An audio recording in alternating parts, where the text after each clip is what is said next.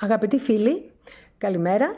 Λυπάμαι που δεν είμαι ζωντανά εκεί, αλλά πια έχουμε συνηθίσει να μπορούμε να είμαστε και παρόντες μέσα σε ένα σύννεφο. Ευχαριστώ πολύ για την πρόσκληση και για την διεύρυνση του θέματος που απασχολεί αυτήν την ημερίδα, γιατί από το χώρο και την εμπειρία στον οποίο δραστηριοποιούμε, που είναι το θέατρο και οι θεατρικές τεχνικές σε ομάδες με στόχο την αυτοβελτίωση και την ψυχαγωγία και την διευρυμένη έννοια της κοινωνικοποίησης και της δημιουργίας κοινότητας. Υπό αυτήν λοιπόν την επίδραση που μπορεί να έχει το θέατρο και η θεατρική εμπειρία, θα ήθελα εδώ να μιλήσω για κάποιες εμπειρίες που μπορεί να είναι καλές πρακτικές για το πώς μπορεί κάποιος επαγγελματίας ή κάποιος σύνδεσμος ή κάποια ομάδα να εννοήσει το πώς μπορεί το θέατρο και η θεατρική εμπειρία να επιδράσει σε ομάδες ανθρώπων που μπορεί να ωφεληθούν, να αναπτύξουν τα κριτήρια του τι σήμερα σημαίνει δημοκρατία, τι σημαίνει εκπροσώπηση, τι σημαίνει συμπερίληψη και τελικά να δούμε πώς διαχειριζόμαστε το τραύμα. Θα ήθελα λοιπόν να μιλήσω εδώ για μια συστηματική συνεργασία που έχω με το Ευρωπαϊκό Δίκτυο κατά της βίας των γυναικών. Ένα δίκτυο που άρχισε πολύ νωρίτερα από όλη αυτήν την σημερινή έκρηξη των γυναικοκτονιών, με σκοπό να προφυλάξει όλα τα οικογενειακά και τα έμφυλα στερεότυπα και τις διαδικασίες κατά τις οποίες οι γυναίκες και άλλα μέλη της κοινωνίας μας αναγκάζονται να καταφύγουν σε λύσεις εκτός σπιτιού, αναγκάζονται να φύγουν. Και μέσα σε αυτό το πλαίσιο έχουμε κάνει πολλά σεμινάρια ενδυνάμωσης, σεμινάρια του προσωπικού μας αφηγήματος, σεμινάρια του τρόπου που αντιλαμβανόμαστε τον εαυτό μας ως κομμάτι της κοινωνικής, της πολιτικής και της ατομικής ιστορίας και σεμινάρια τα οποία έχουν στόχο να ενδυναμώσουν το αφήγημα ότι κάθε άνθρωπος έχει την δική του αυτόνομη και απόλυτη αξία μέσα σε μια κοινωνία, ότι δικαιούται και οφείλει να ευνοεί και να καλλιεργεί τρόπους μέσα στους οποίους αναπτύσσεται η δημοκρατικότητα. Και μέσα στο πλαίσιο των εργαστηρίων που έχουμε κάνει πολλές φορές με κακοποιημένες γυναίκες ή κάποιες άλλες φορές με γυναίκες και τα παιδιά τους που έχουμε συναντηθεί σε κάποιο κατάστημα κράτησης, που για διάφορους λόγους πολλές γυναίκες βρίσκονται μέσα και εκτείουν ποινές, είτε έχουν συμμετάσχει είτε έχουν επινοήσει εγκλήματα.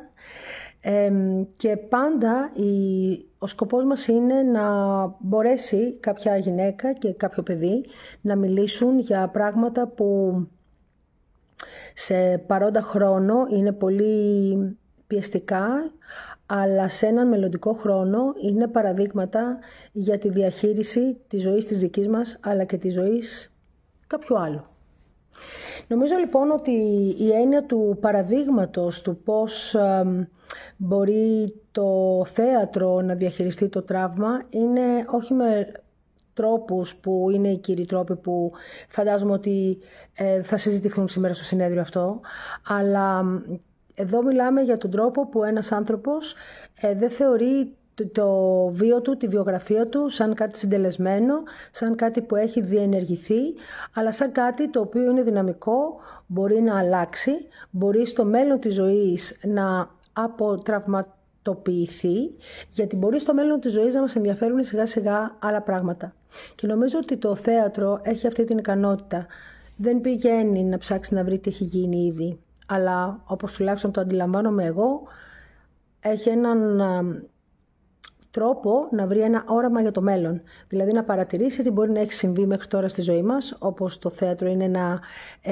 υλικό που σχετίζεται πάρα πολύ με την συναντήληψη του παρελθόντος, αλλά έχει ως στόχο να προχωρήσει τη ζωή στο μέλλον. Γιατί αλλιώς τι θεόμαστε, τι βλέπουμε. Ο σκοπός είναι να δούμε κάτι το οποίο μπορεί να γίνει μία αφορμή για να ξανασκεφτούμε και να οραματιστούμε τον εαυτό μας και τη ζωή μας σε έναν τρόπο ο οποίος είναι επόμενος. Εκτός από την συστηματική και πολύχρονη αυτή σχέση που έχουμε δημιουργήσει με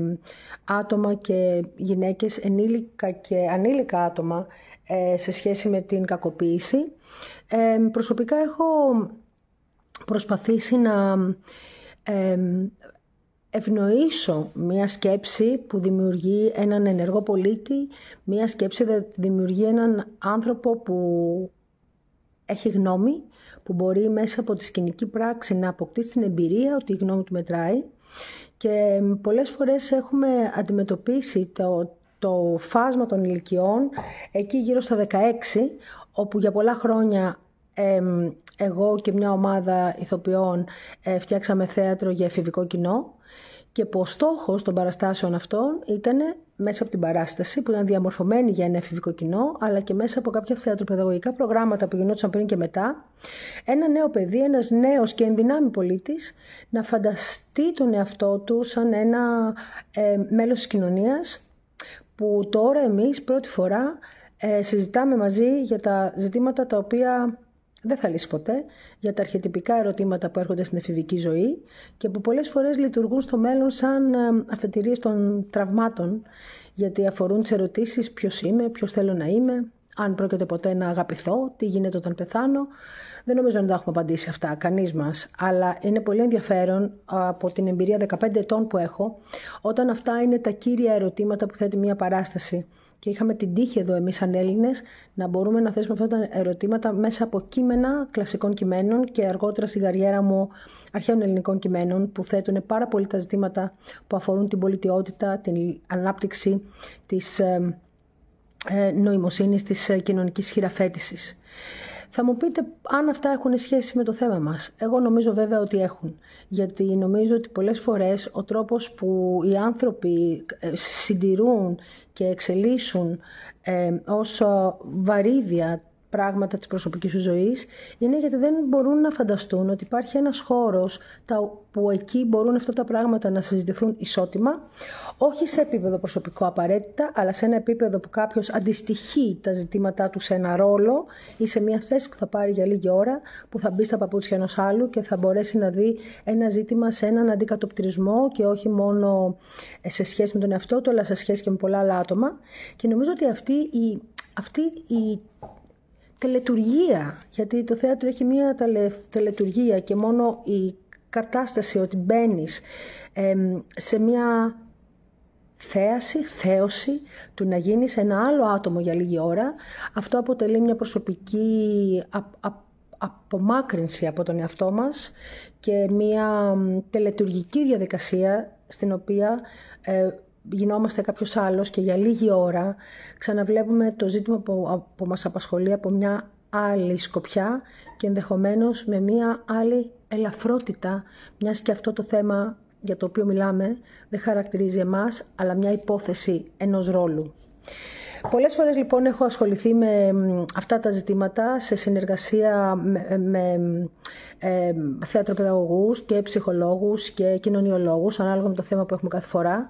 με σκοπό ένας νέος να μπορεί να τοποθετηθεί, να μιλήσει δημόσια, να παίξει, γιατί εδώ εμείς δεν μιλάμε αλλά παίζουμε, άρα υπάρχει αυτή η ασφάλεια μιας φόρμας που δίνει πολλές φορές η θεατροπαιδαγωγική. Δεν είναι κάτι το οποίο έχει μια άμεση και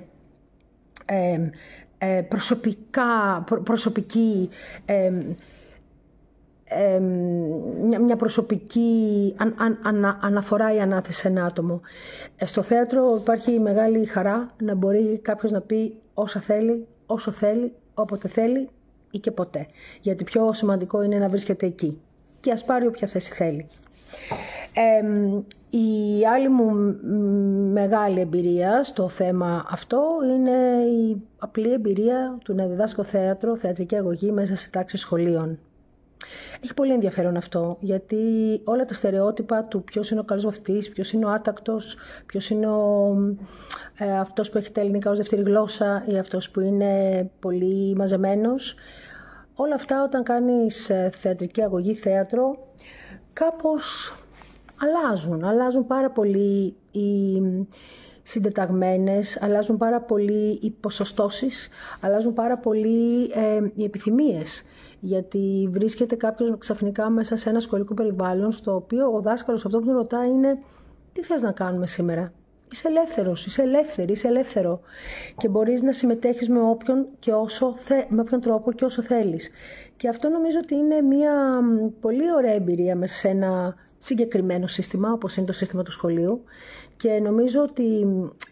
προσφέρει στα παιδιά τη δυνατότητα να αφήσουν αυτές τις αποσκευές που κουβαλάνε ήδη από την πολύ μικρή ηλικία, να τις αφήσουν κάπου και να ασχοληθούν με κάτι το οποίο δεν έχει κάποιο πλαίσιο αφήγησης που έχει αξιολογικό χαρακτήρα. Νομίζω λοιπόν ότι το θέατρο σε κάθε περίπτωση, σε αυτές που συζήτησα, είτε είναι μέσα σε καταστήματα κράτησης, είτε είναι σε θεατρικούς χώρους ή σπίτια, που υπάρχει ένα θέατρο για ανθρώπους οι οποίοι έχουν κακοποιηθεί και χρειάζονται μια εκ νέου, μια λαμπερή εικόνα της ζωής, στην οποία μπορεί να συμμετέχουν με έναν τρόπο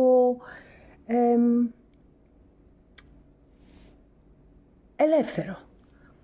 Ή ακόμα και μέσα στο σχολείο, ή ακόμα και μέσα σε μια θεατρική παράσταση που ένας έφηβος θα πάει να δει. Νομίζω ότι αυτό το θέμα, το πώς δηλαδή κάποιος διαχειρίζεται το θέατρο ως κομμάτι μιας αντίληψης του ποιο είναι το τραύμα, ποια είναι η θεραπεία, τι μοιραζόμαστε όλοι μαζί και τι μπορούμε να μοιραστούμε, γιατί αν αρχίζουμε να μοιραζόμαστε ισότιμα τα πράγματα, οι άνθρωποι γίνονται λιγότερο βαριά, γιατί βλέπει κάποιος ότι και ο άλλος είναι κάπως έτσι, και ο άλλος είναι κάπως έτσι, και ο άλλος είναι κάπως αλλιώς, και οι άλλοι και το άλλο. Και κατά αυτήν την έννοια δημιουργούμε μια αίσθηση ισονομίας, εγώ θα έλεγα. Και αυτή μου η έμφαση με κάνει πάντα να προσδιορίζω ότι το θέατρο που εγώ κάνω είναι ένα θέατρο πολιτικό, είναι ένα θέατρο για τη δημοκρατία, όχι γιατί μπορεί να καταπολεμήσει το τραύμα, γι' αυτό υπάρχουν ειδικοί, αλλά γιατί μπορεί να δημιουργήσει κοινότητες που μπορούν να παραδεχτούν τα σημεία από τα οποία ξεκινούν. Και νομίζω ότι αυτή η τελετουργική έμφαση που δίνει το θέατρο, ότι παίρνει μερικά σημεία και μας βάζει μαζί σε ένα σημείο που είναι κέριο και ξεχνάμε τα σημεία και βρισκόμαστε μαζί σε ένα κέντρο, σε έναν κύκλο. Νομίζω ότι αυτή η διαδικασία μπορεί να ωφελήσει και ήδη ωφελεί πάρα πολύ τους χώρους που υπάρχει αυτή η ψυχολογική και ψυχική έμφαση για το πώς μπορούμε να τα πάμε γενικά καλύτερα με τον εαυτό μας. Ευχαριστώ πολύ.